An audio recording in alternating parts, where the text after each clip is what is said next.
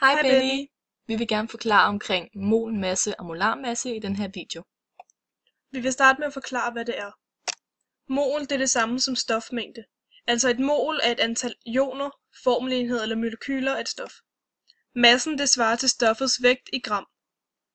Altså hvor meget stoffet det vejer.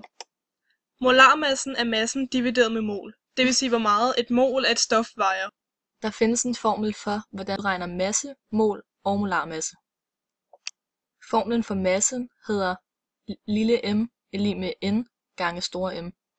Formlen for massen kan omskrives, så man kan finde formlen for mol til n er lig med lille m divideret med store M. Formlen for molarmassen hedder store M er lig med lille m divideret med n. Man kan finde molarmassen ud fra det periodiske system ved at kigge på de små tal under et grundstof. For eksempel hydrogen har molarmassen 1,00794.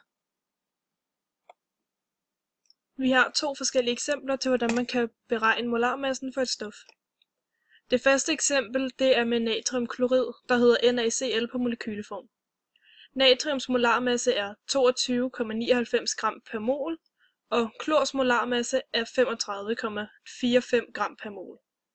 Molarmassen for natriumklorid er altså 58,44 gram per mol, da man plusser de to tal fra natrium og klors molarmasse sammen. Et andet eksempel er propan, som har molekyleformlen C3H8. Carbons molarmasse er 12,01 gram per mol. Hydrogens molarmasse er 1,008 gram per mol. Derfor bliver molarmassen 45,088 gram per mol.